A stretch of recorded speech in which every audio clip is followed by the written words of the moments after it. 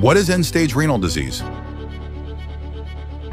Ang end-stage renal disease, na tinatawag ding end-stage kidney disease o kidney failure, ay nangyayari kapag ang chronic kidney disease ay umabot na sa malubhang antas o unti-unting pagkawala ng paggana ng mga kidneys.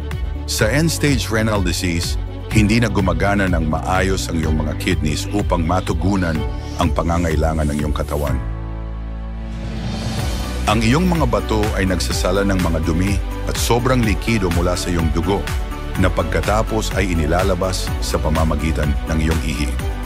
Kapag nawalan ng kakayahang magsala ang iyong mga kidneys, maaaring mamuo sa iyong katawan ang mapanganib na antas ng likido, electrolytes at mga dumi.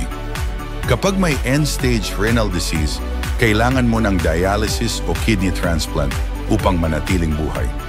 Ngunit maaari ka ring pumili ng konserbatibong pangangalaga upang pamahalaan ang iyong mga sintomas na may layuning magkaroon ng pinakamahusay na kalidad ng buhay sa natitirang panahon mo.